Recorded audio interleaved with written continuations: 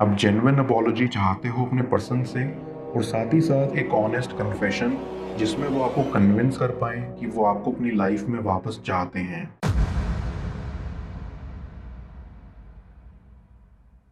Viewer, आप अपने person को विजुलाइज करिए और मैं आपके और आपके पर्सन के लिए कार्ड स्प्रेड करता हूँ।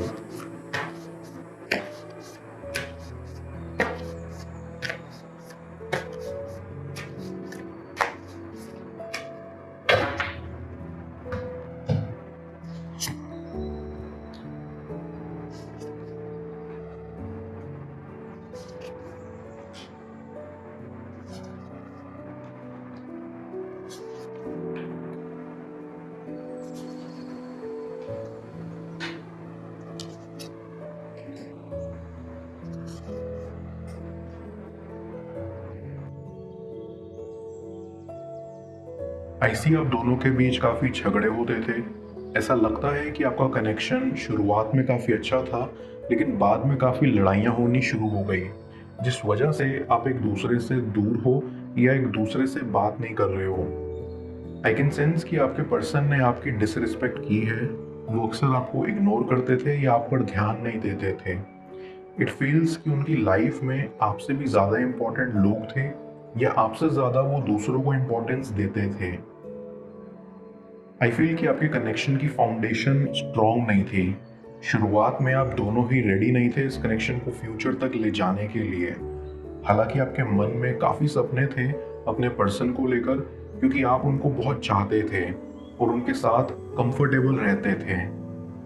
लेकिन आपका पर्सन रेडी नहीं था कमिटमेंट देने के लिए। उनके कुछ पर्सनल रीजंस हो सकते हैं जिस वजह से उन्होंने आपको लॉन्ग टर्म कमिटमेंट नहीं दी। आई कैन सेंस कि इस कनेक्शन में प्रॉब्लम्स भी किसी थर्ड पार्टी इन्वॉल्वमेंट की वजह से हुई थी। आपका पर्सन किसी और से भी मिल रहा था, या उनकी फैमिली नहीं चाहती थी कि ये कनेक्शन आगे तक जाए। But one things for sure कि उन्हें कुछ ना कुछ तो ज़रूर रोकता था, जिस वजह से वो इस रिश्ते को आगे नहीं बढ़ा पाए। आई कैन ऑल्सो सेंस कि पहले आपके पास बहुत सारी ऐसी अपॉर्चुनिटीज थी जिसमें आप एक दूसरे से बात कर लेते थे या अपने कन्वीनियंस के हिसाब से मिल लेते थे।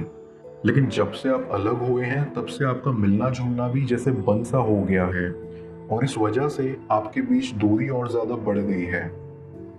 आई गेट अ वाइब कि आपके पर्सन के कुछ ऐसे शौक थे जो आपको पसंद नहीं थे, या उनके बिहेवियर में कुछ ऐसे पैटर्न्स थे जो आपको समझ नहीं आते थे, और जो आप चाहते थे कि वो अपने आप में बदलें।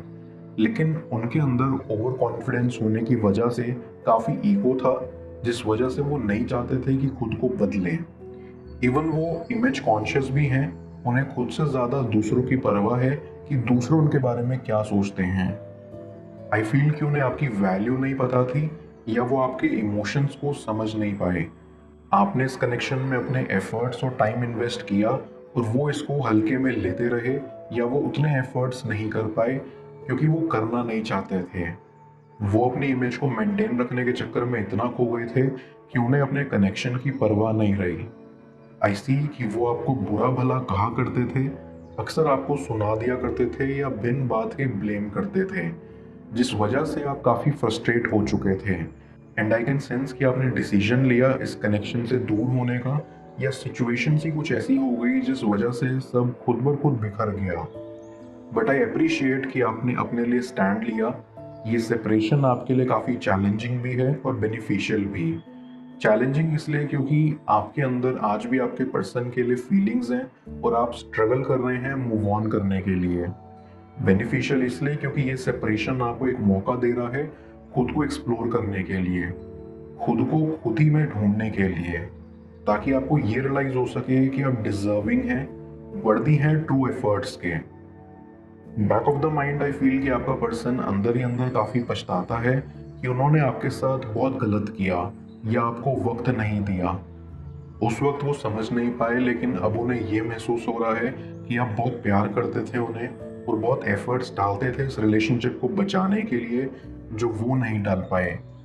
इट फील्स कि वो देख पा रहे हैं कि जिन लोगों के लिए उन्होंने इतना किया, या जिनको दिखाने के लिए उन्होंने सबको पीछे छोड़ दिया, आप पर ध्यान नहीं दिया, वो आज किसी काम के नहीं हैं। उनको एहसास हो रहा है कि जो असल मायने में उनकी फिक्र करते थे वो आप थे, और उनको ये सोचकर बहुत बुरा लग रहा है कि उन्होंने आपके साथ बहुत हार्श और रूड बिहेव किया।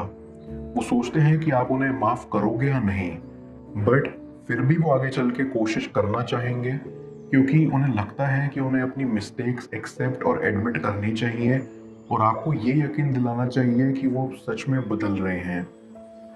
डीप डाउन आई फील कि आप ये सोचते हो कि उन्होंने आपको समझा नहीं और इस वजह से आपके बीच कई बार मिसअंडरस्टैंडिंग्स और मिसकम्युनिकेशन हुई है जो कभी सॉर्ट आउट नहीं हो पाई। इस वजह से भी आप स्ट्रेस्ड रहे हो, क्योंकि आपकी कई बातें या कई दर्द बयान नहीं हो पाए जिनका आपको बहुत दुख है। इट फील्स कि आपके पर्सन ने आपको इमोशनली ड्रेन किया है और आप डिप्रेशन फेज में भी रहे हैं या बेहद परेशान रहे हैं।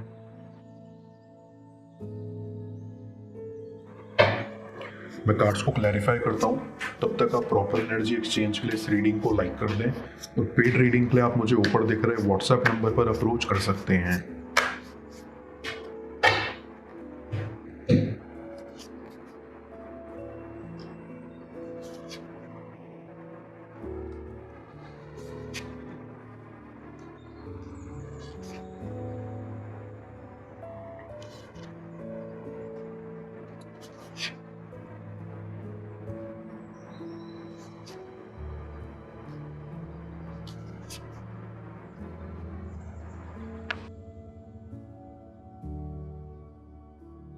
आई कैन सेंस कि आप आज भी अपने पर्सन का अच्छा सोचते हो और आपको लगता है कि उनका और आपका कैरेक्टर एक दूसरे से मेल नहीं खाता। आप जेन्युइन अपॉलॉजी चाहते हो अपने पर्सन से और साथ ही साथ एक ऑनेस्ट कन्फेशन जिसमें वो आपको कन्विंस कर पाए कि वो आपको अपनी लाइफ में वापस चाहते हैं। ऐसे ही आप दोनों अचानक से ही एक दूसरे के प्यार में डूब गए। आपको चीज़ों की समझ नहीं थी कि इस कनेक्शन को कैसे हैंडल करते हैं और इसलिए भी आपके बीच बहुत प्रॉब्लम्स आई। आपका पर्सन अक्सर आपको ब्लेम किया करता था कि आपकी वजह से आर्ग्यूमेंट्स होते हैं या आपकी वजह से ये कनेक्शन ख़त्म हो सकता है। इट फील्स कि उन्होंने कभी भी अपनी मिस्टेक्स को एक्सेप्ट नहीं किया और काफ़ी नैरो माइंडेड रहे। लेकिन अब जैसे जैसे वक्त बीता वैसे वैसे उन्हें समझ आता चला गया कि वो बहुत गलत थे और सबसे बड़ी गलती उन्होंने आपको ब्लेम करके की। उन्हें ये आज एहसास होता है कि सारी गलती उनकी थी और आप बेकसूर थे। उन्हें लगता है कि आप काफ़ी इनोसेंट हैं, जो आपने इतना सफ़र किया और इतना मिसबिहेव झेलने के बावजूद भी उनके साथ खड़े रहे। डीप डाउन वो आपके डिसीजन को अप्रिशिएट करते हैं जो आपने उनसे दूर जाने का लिया।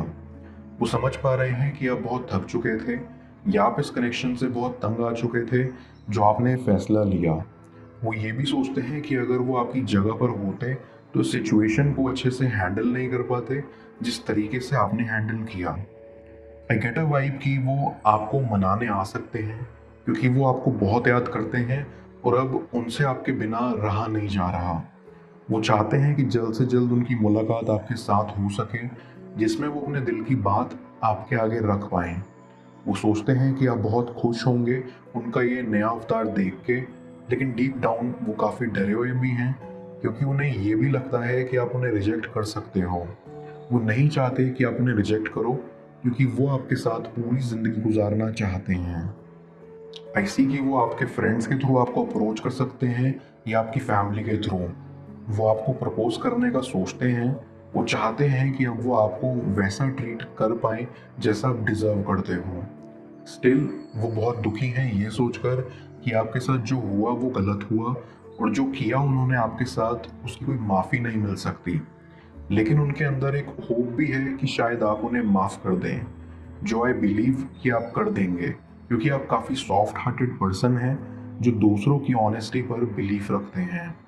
आई स्ट्रांगली बिलीव कि आने वाले दिन आपके लिए बेहद स्पेशल होने वाले हैं। आपको वो सब मिलने वाला है जो आप चाहते थे या जिसके आप लायक थे। जो प्यार और रिस्पेक्ट आपको पहले नहीं मिल पाई वो अब आपको मिलने वाली है।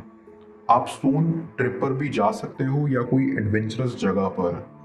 आई कैन सेंस कि आप दोनों का ही फ्यूचर काफ़ी ब्राइट है और आप दोनों एक दूसरे के साथ बेहद खुश रहेंगे। इसके लिए आपका पर्सन आने वाले टाइम में जल्द एफर्ट्स और टाइम इन्वेस्ट करेगा।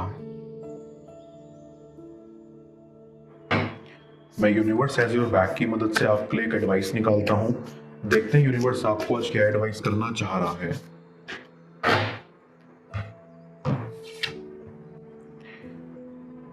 key to prayer is to forget what I think I need.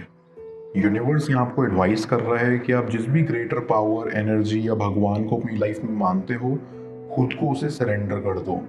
जब हम कुछ प्रे करते हैं और चाहते हैं कोई स्पेसिफिक आउटकम निकले, तब हम यूनिवर्स को ये सिग्नल देते हैं कि हमें पता है हमारे लिए क्या बेस्ट है, हम खुद के कंट्रोल में हैं, जबकि होना इसका उल्टा चाहिए। हम यूनिवर्स को, भगवान को मौका ही नहीं दे रहे कि वो हमारी सिचुएशन को अपनी मर्जी से, अपनी एनर्जी से डायरेक्शन दे। इच्छाएं होना इम्पॉर्टेंट है, लेकिन उस इच्छा को मांगने के बाद आपको यूनिवर्स को ये भी सिग्नल देना है, कहना है कि जो भी आपके लिए बेस्ट है, यूनिवर्स वो आपके लिए करे। Complete surrender.